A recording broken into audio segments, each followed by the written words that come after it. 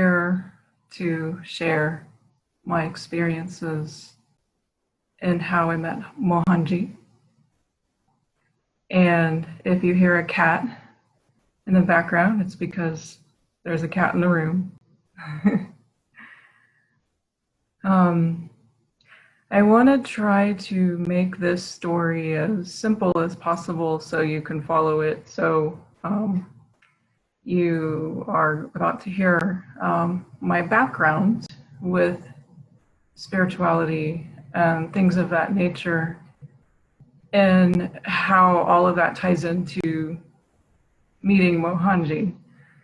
And I think what I'll start with is that I was born aware of many things, especially my previous lifetime. And I had full memory of that even as a tiny child, and that made my life extremely difficult because no one related to me, nor my family could understand. So it's kind of like it created a lot of emotional pain and sorrow, because I would be 77 years old right now if I had not passed away, and I'm currently 41. And so to make a long story short, that extra pain on top of being in a household that was very unconscious, very physically abusive, as well as mental and emotional, I had no choice but to focus on prayer and meditation as a way of surviving life and just feeling connected. And because I had a lot of sensitivities to spirit, it was very easy for me to connect to what people call guardian angel, or deceased loved ones, or masters in spirit. There was times I would see saints that I recognized from growing up being Catholic, Latino Catholic. There was a lot of emphasis on saints, and so I wanted to emulate being Saint Francis, or Mother Teresa of Calcutta, or just any of those saints that I felt were pure of light. And so I spent my childhood focused on a lot of prayer, a lot of meditation, and a lot of beautiful things happened because of that. And I found solace in seeking guidance and help, and I would receive guidance and help to move through life.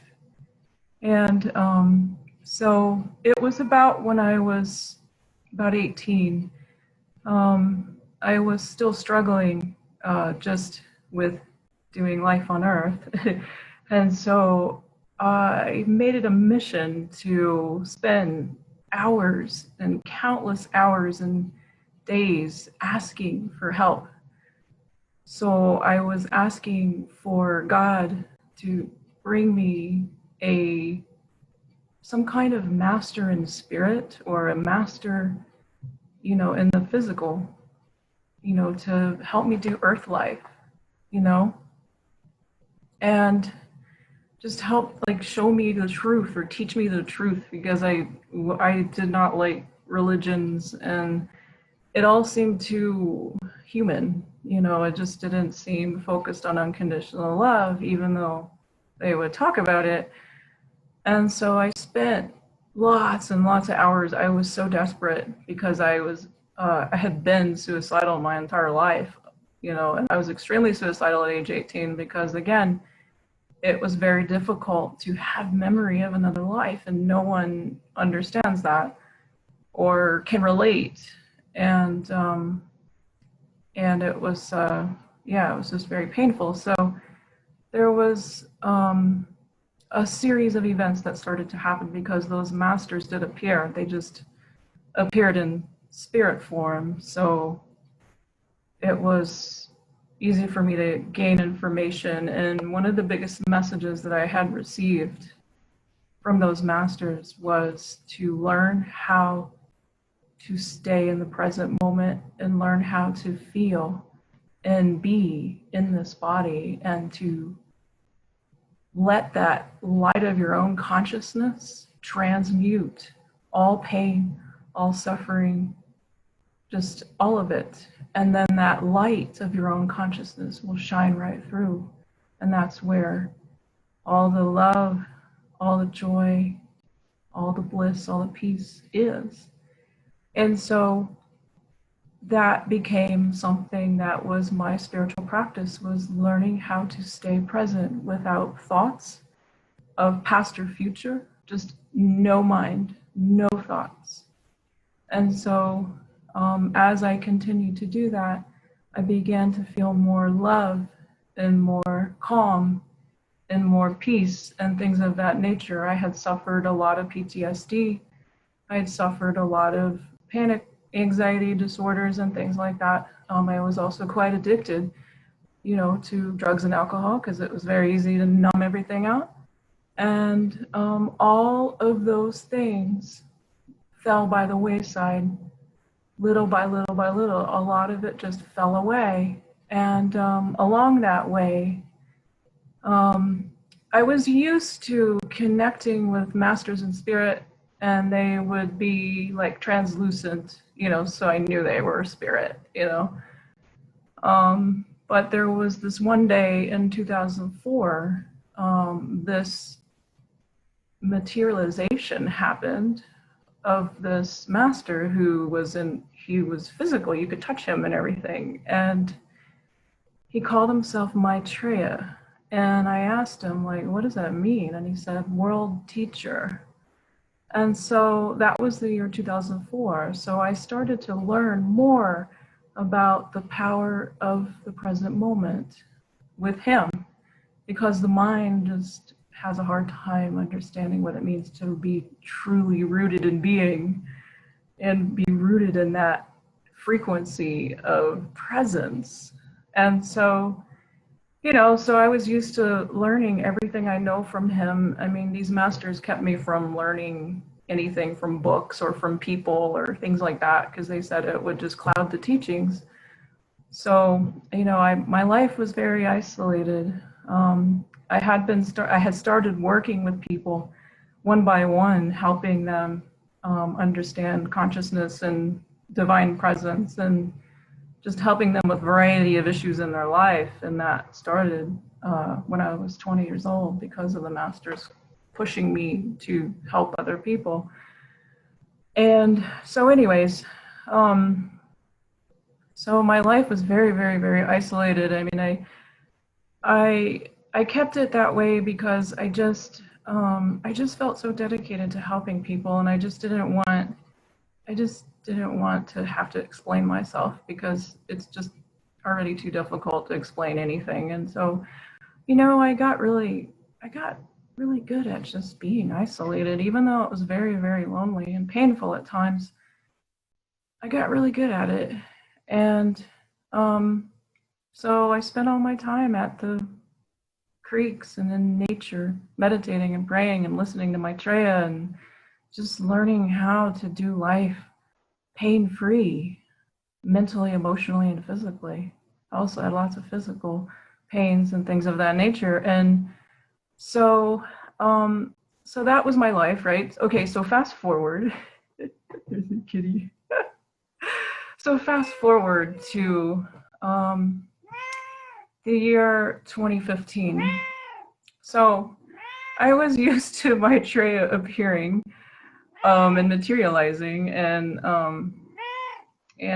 I'll back up a bit. When a master materializes, they do things in a really funny way.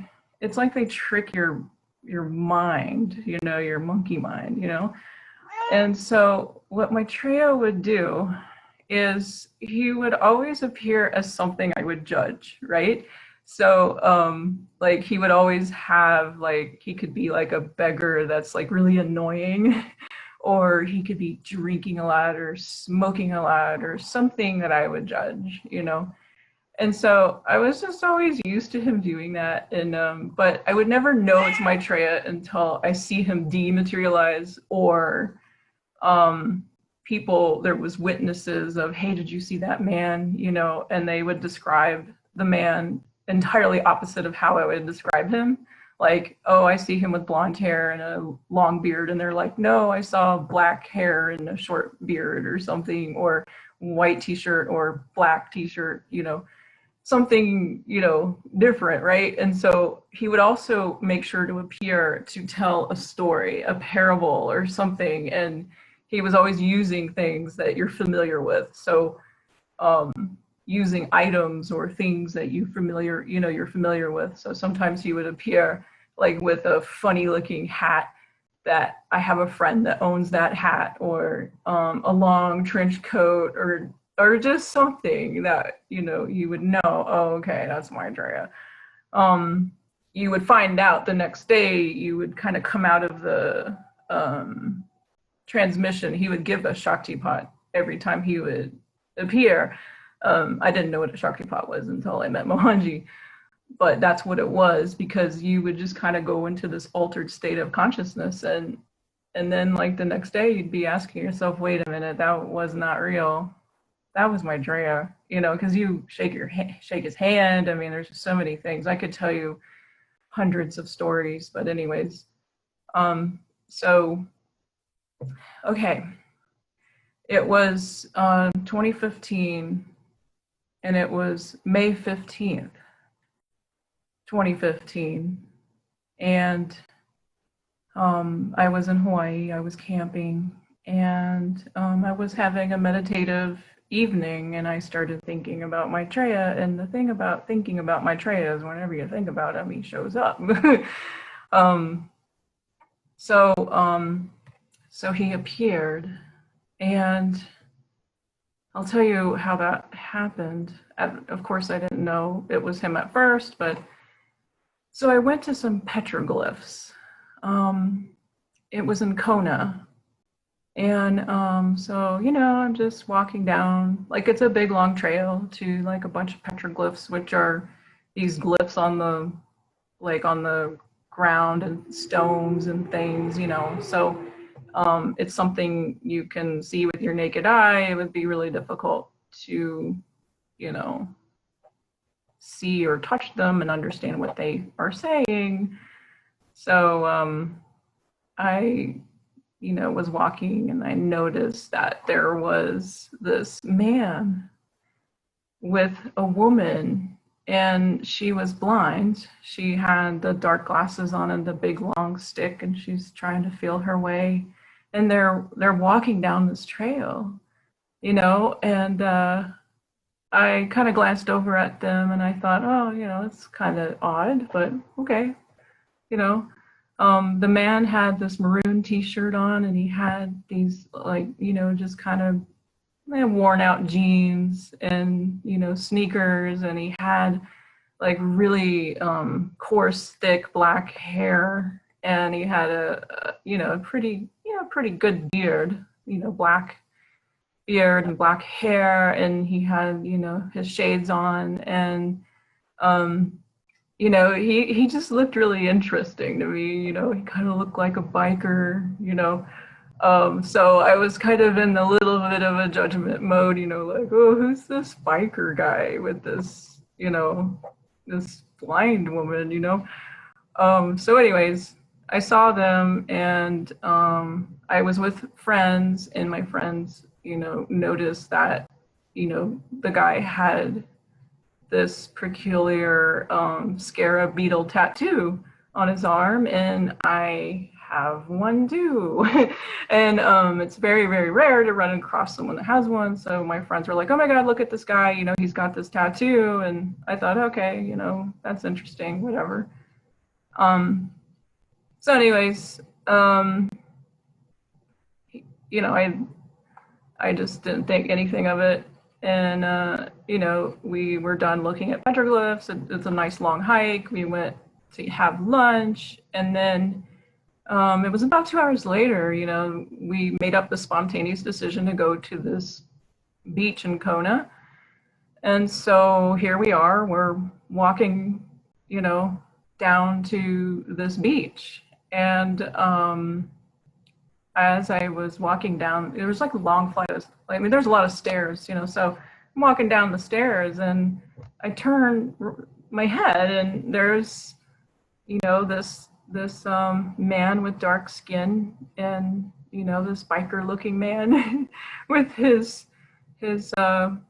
partner that's blind, and they're walking right next to me, and then they put their beach blanket right next to mine, and we're sitting there, and I just didn't say anything because I was so fixated on looking at them, because I was just so fascinated at this blind woman, like, at the beach. The ocean there is very dangerous, and she said to him, I'm gonna walk into the ocean," and she didn't have her stick with her, and he just looked at her like, "What are you doing?" And she got up and like started heading towards the ocean, and that ocean's really dangerous. I love to swim, but I was just totally terrified of this ocean because I tried to get in it and I couldn't stand up or get out. It just hurt because of the lava rocks are very sharp. And anyway, so she runs into the water and he's like running after her, and he said, "No, no, let me help you. We need to do this together." And so I just was like, wow, what's going on with this situation. So I got busy. I decided to go explore and walk around. I was not paying attention to them anymore. And so that's like a roughly 2 more hours went by, and then I decided to sit down again and just kind of watch the ocean. And I was keeping an eye on the guy because I was so fascinated by his scarab beetle tattoo, because I wanted to talk to him, and say, "Hey, I have one," And I finally did, but he just ignored me. And I thought, he's kind of rude. He just didn't even like acknowledge me when I said, "Hey, I have that same tattoo," So anyways, as we were getting our things together and we were thinking about leaving the beach, I noticed that, the couple, or, the man and woman, they got into the water. And so they were only about almost knee deep. And they were standing there together, hand in hand, and they were facing, the ocean. And I was just blown away by that because I was like, how are they doing that? It's impossible to stand in that really fierce ocean. I mean, it's just hard. And so I'm just sitting there like kind of gazing at them like, wow, how are they doing that? And then I heard telepathically, you don't need to do the path alone. You don't need to do the path alone. And as I heard that, they dematerialized. And then I was like, oh my God, that was Maitreya, and I felt that he was trying to share this message of, I don't have to do this path alone. Like, I was so used to relying on spiritual teachers in spirit, but that I don't have to do it alone. It's possible to have a physical teacher, and so I felt that energy transmission, and it was just really beautiful. And then, that was it. That was the end. I just went home and went back to Sedona, Arizona. That's where I'm from. And I didn't think nothing of it. So that was May 15th, 2015. So fast forward, it was 2017. I guess it was like springtime, so it must have been about March. I get this email from Nitesh and Mani, his wife, and it's this big old picture of Mohanji. It says, hey, Mohanji's coming to Sedona, and he's going to do the Sedona festival. He's going to do satsangs, and then he's going to have a retreat. And so I looked at the picture, and it was the spitting image of how Maitreya materialized. It was a spit image. It was funny. It was like the same maroon shirt and the jeans and the, you know, like the dark skin and everything. And so I was thinking, that's really interesting. But then I just didn't think anything of it because I have spent so much time practicing that higher dimension of consciousness, which is being in the present moment, that I had already transmuted a lot of my just everything. I mean, the pain and suffering and all that kind of stuff. I was just so content, you know? I didn't have any questions. I didn't have any desire for anything. I just had the desire to be and to practice being. And that's all I cared about. And so when, you know, the email came and I just thought, oh, well, that's really nice. I mean, you know, he's this considered a master, and, you know, but I didn't have any desire to do anything. So I let it go. And then there was a night where I actually heard Maitreya's voice, because I'm familiar hearing his voice, and he just kind of said, like, you need to go, you know, to the satsang. I think there was like a satsang first, and then maybe I think there was 2 satsangs, and then there was the retreat. And I was like, oh, I don't know. I don't know, you know, but the message got louder and louder. We're like, you need to go, you need to go, you need to go. And I'm like, oh, I don't know. So then another day came where I was in the mood to go eat lunch. I work at home, so I went out to eat lunch, and I noticed that Nitesh was setting up to do a kirtan, and I ran into Mohanji. And so he greeted me like he knew me, like he said my name, and I thought, I mean, how did he know my name, you know? And so I figured maybe Nitesh and Mani told him my name, but they didn't, you know. It was kind of funny. So anyways, I sat down with Mohanji, and I just sat there, but I could feel his consciousness. And it was so, it was that high frequency, no mind consciousness that I was familiar with. And I just was so grateful to feel it. That was the first time I felt it with a physical human, you know, and that was like amazing. So I was just very grateful, and I just said nothing to him, and he said nothing to me, and it was great, you know, because that's what I like to do, is just be, you know.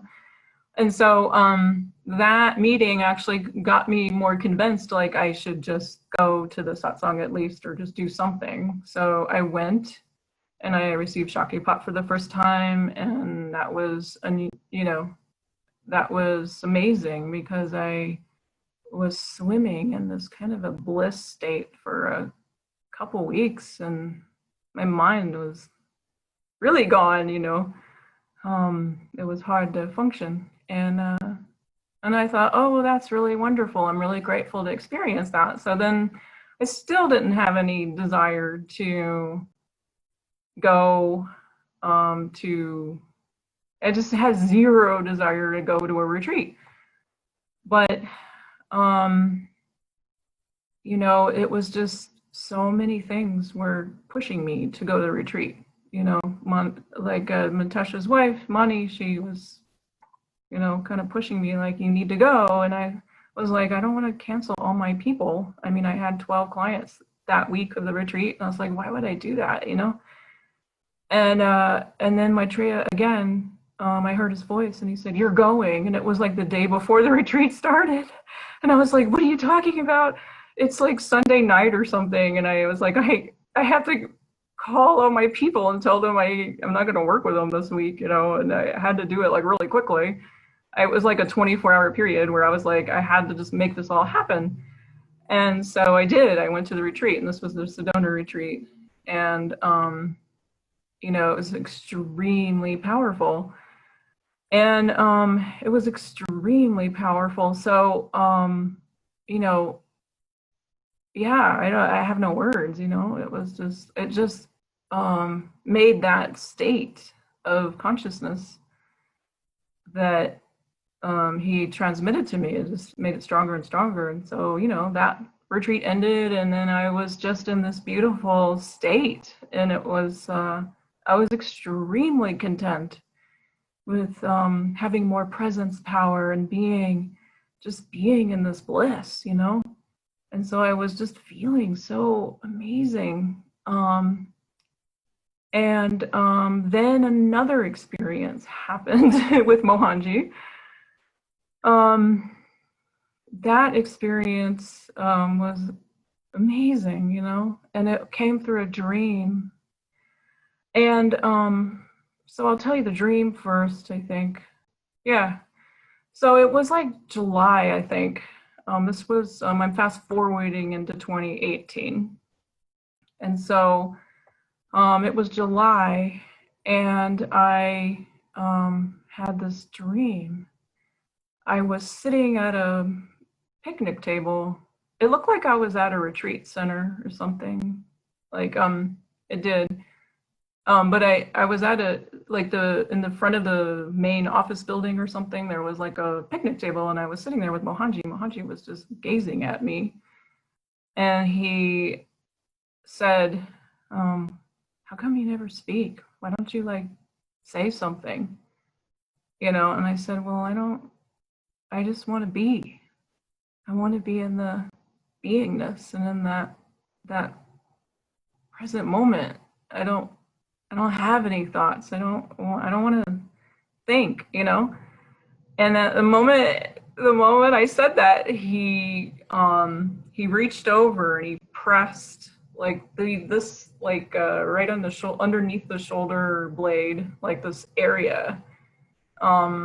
He pushed, you know, with his fingers into these areas, and as he did that, I felt this intense transmission of electricity into my body. And this is a dream, right? And so I'm just like, oh my God, this is so intense. I mean, I just was like, I don't know what to do. So I'm just going to breathe, and I'm just going to stay with it.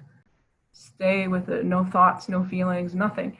And just stay with it. And so then when it was done, I was, of course, feeling really different. And then he said, you know, let's go to the building over there. It's time for the satsang. And so I was walking with him to this like cylindrical kind of octagonal building. And we were just walking along this beautiful lawn, and we were walking to the building. And then I was thinking in my head when I was dreaming, I was like, where are we going and what's happening, you know? And then I heard his voice say to me, you need to wake up. There's a message for you in WhatsApp. And so I woke up, and I immediately turned my phone on to look at WhatsApp, and there was a message that said, Mohanji's coming to USA, coming to Virginia for a retreat. And then I'm like, oh, a retreat, you know? And I was like, I don't have any desire to go, you know? But I heard his voice in my head say, you're going. And I'm like, okay, I guess I need to go, you know? And so I went, and aside from it being just amazing, and, you know, mind you, I've had so much gratitude since the beginning of knowing and meeting Mohanji, so I go, and, you know, it was really powerful and intense and beautiful and just amazing. And I felt out of place, of course, because I don't know anything about Eastern traditions, you know, and I just felt kind of bad that I didn't know anything. I mean, I knew enough to know what Shiva looks like, but that was about it. And Hanuman, and but I just don't know anything, And so, to get to the beautiful experience I had, besides numerous experiences with Mohanji, the main experience that really was a great uh, gratitude. I mean, I have no words. It's beyond gratitude. It's beyond. Um, is every time he spoke, I would go into this altered state, and it was like I was no longer in control of my body, and I wasn't breathing, and I felt this intense everythingness, like just I was the room, I was everything. I was everything. I was the microphone. I was the little holes in the ceiling. I was everything. And it just that ever pervading bliss. I mean, it wouldn't stop. And it was like I couldn't control my body. And so this kept happening every time he would speak. And and it just got more and more intense. And then I was like, oh no. There was a moment where my mind started kicking in, like, well, is this body gonna, leave the planet or what? you know, because it was so intense. I mean, I think I was shaking. I mean, who knows? Who knows what I was doing? But anyways, so it was time to get, the retreat was starting to come to a close, and it was time to get Shaktipat. And so I walked towards him, and he touches my forehead, and the moment he did, and I had my eyes closed, I saw this little tiny Shiva, and that little tiny Shiva just got bigger and bigger and bigger, and it's like Shiva was coming towards me, and then suddenly it was like I was like I became Shiva or something, like it just and and then in that moment, that ever pervading bliss and that ever pervading isness, just no, yeah, just I can't explain it. That stayed with me for 2 months, and it was so expansive that I had such a hard time integrating back into just ordinary life. It was very difficult, and I kept finding myself in states where I just don't breathe, um, and it didn't feel strange, but it just was like anytime people left me alone, like if I was by myself, I was just like I just was like it was just an ever pervading bliss, and yeah, so it just it wouldn't stop,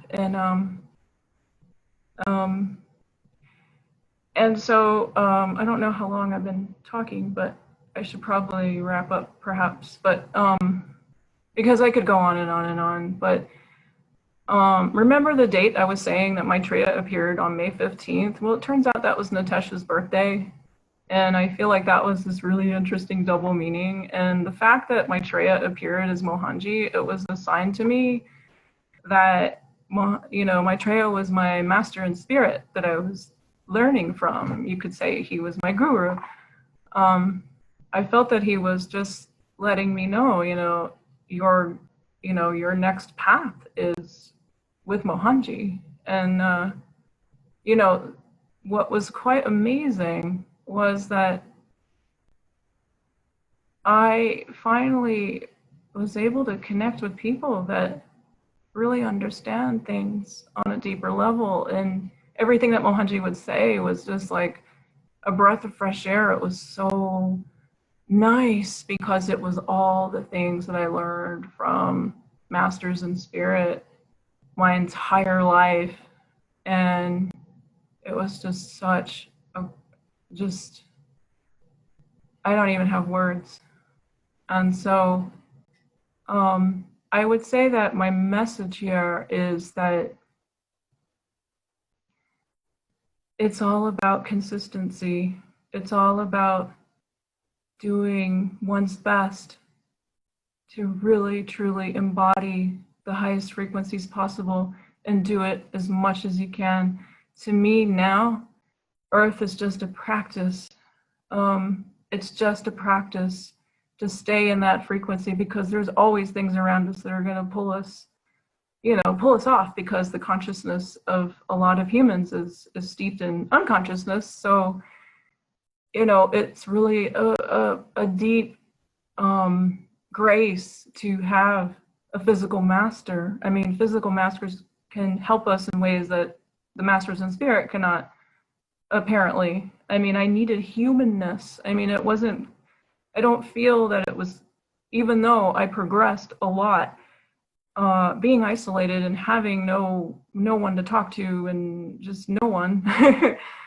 I mean, you can only go so far, I feel that it's being in the world but not of it, and having the support and having the connections, and so I just have this amazingly deep gratitude. And I think I might have forgotten part of the story about the Mohanji experiences because I was rushing through it. But remember how I was talking about this dream, and he pushed, pushed those spots. What happened after that, after that dream, besides signing up for the retreat for Virginia, was during that time between the dream and then going to Virginia for the retreat in 2018, was there was a period of about a week after he pressed those spots. It was like I woke up and there was physical pain there, and it stayed the whole day. And then I felt this intense grief. It was like this insane grief for like a whole week. And I knew that it was some kind of karmic release or something. I knew that I knew that it was that, because it was like so deep and it was so profound and it was so awesome, because I'm so good at practicing presence, that I was present, feeling the grief and smiling and just being that witnessing presence to that grief. And that it felt like some kind of sense of self was leaving me. It was really, really intense. It was the most intense experience in my entire life. And then so then to top that off with going to the Virginia retreat and experiencing this isness, this allness, it was just completely, there's no words, So I'm grateful to share, because it's possible. All it takes is just consistency, and all it takes is just being here now in that dimension of consciousness. And so in my current practice with people and counseling and helping them, through pain and sorrow and all kinds of situations, because of my very, very, very difficult background, I have a privilege to help people through the worst types of trauma and the worst types of experiences, because I can handle them, because I lived them and I've had them. And what I do with my practice now is I do everything I can to teach people how to be in the present moment and how to stay in the present moment as much as possible. And I find it an honor and a pleasure and a joy. And I am over the top grateful that Mohanji found me, and that there's many of us striving for the highest frequencies possible. So thank you for listening to my share. And Satchidananda.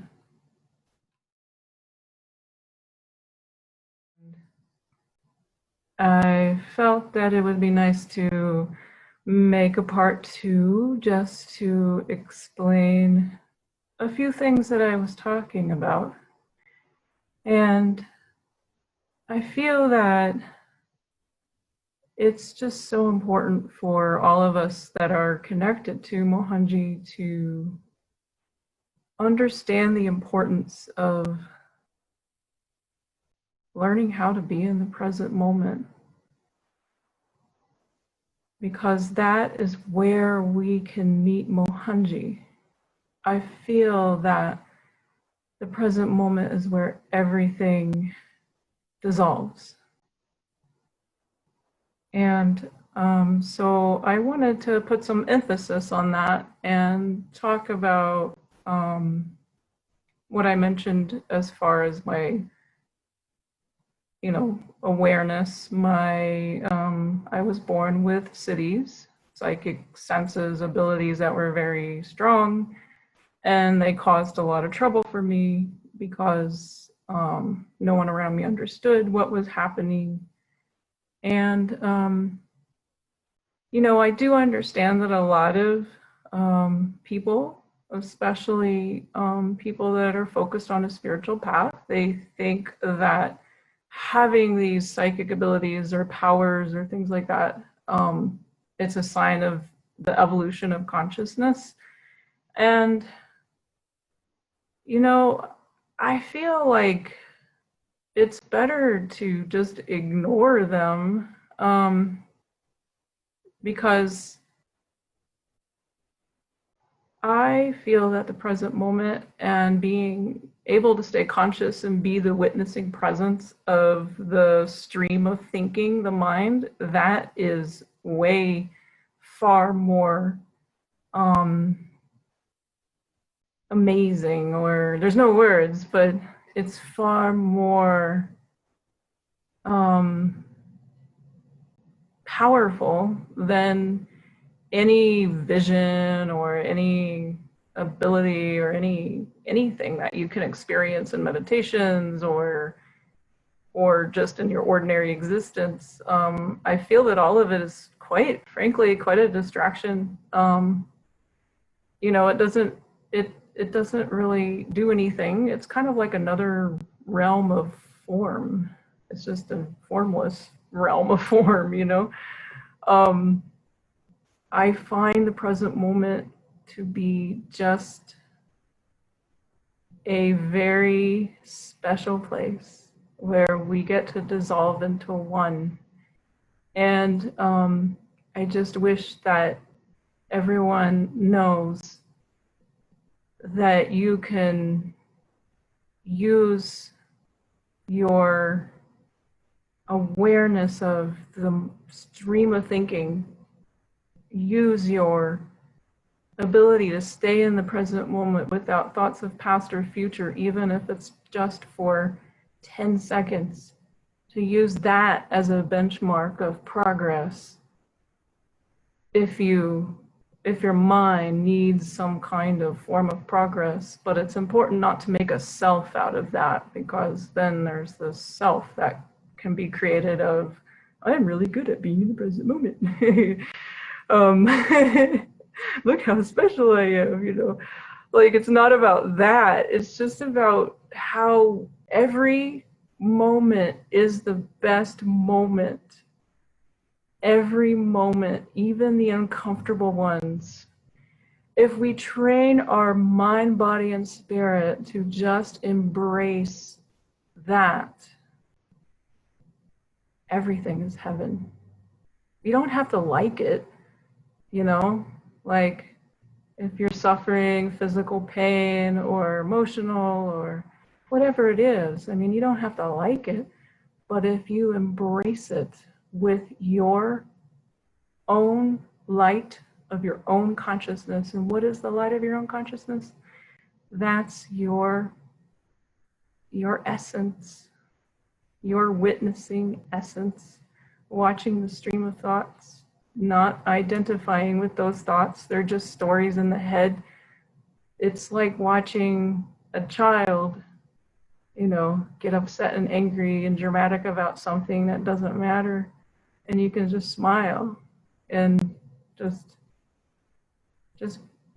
emanate that compassion towards this, monkey mind is what I like to call that.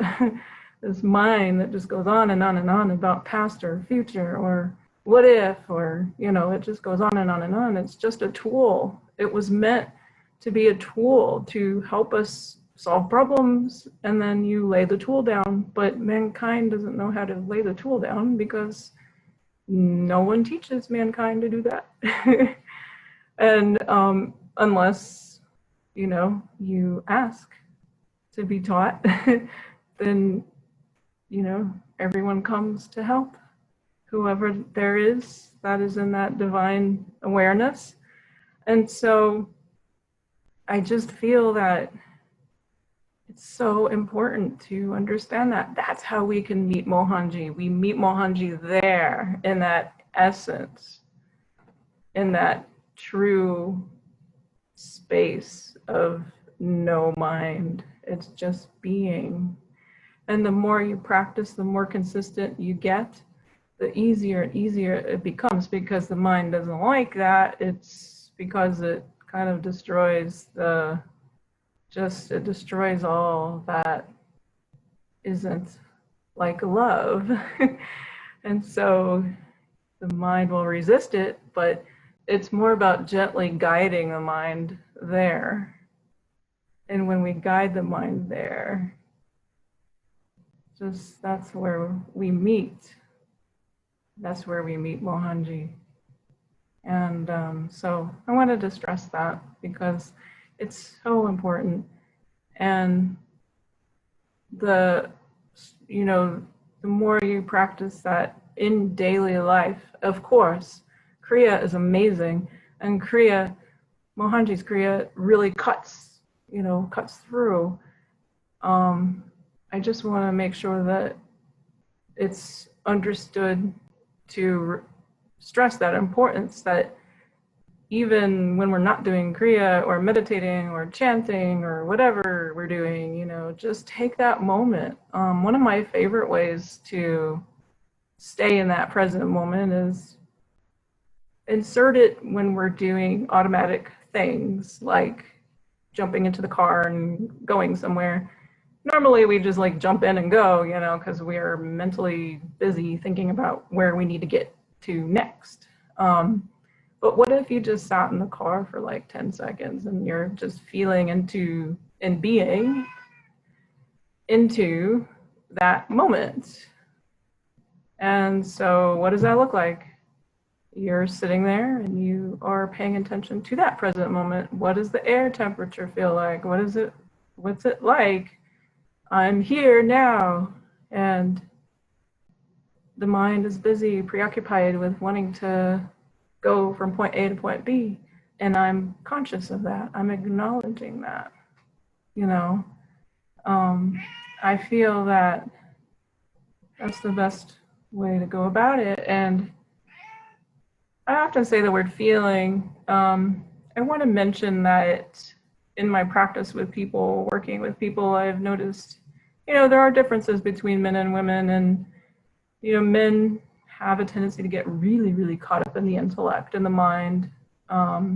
Women tend to get really caught up in the emotional body, in the realm of feeling. But then there really is something that is what I call that true essence of feeling, where it's just our natural humanness. You know, like we naturally get angry about something if something doesn't work out. That's very natural. It's unnatural if the mind grabs a hold of that and creates a story, and that story just goes on and on and on, and that creates resentment, and it creates like compounded emotions on top of the just normal natural feeling. And so I just would like to suggest, you know, just utilizing whatever you're feeling, thinking, just acknowledging it, being with it. If you're a female and you find yourself having an overwhelming sense of feelings, just to drop into those feelings and just hold that unconditional love awareness around the feeling, and the light of your own consciousness will dissolve it. And it's quite amazing if you get really good at dissolving just unneeded thoughts and feelings, and but it's about meeting everything in the moment, because underneath that is this, what I like to think of as all of that stuff is like clouds passing by in the sky.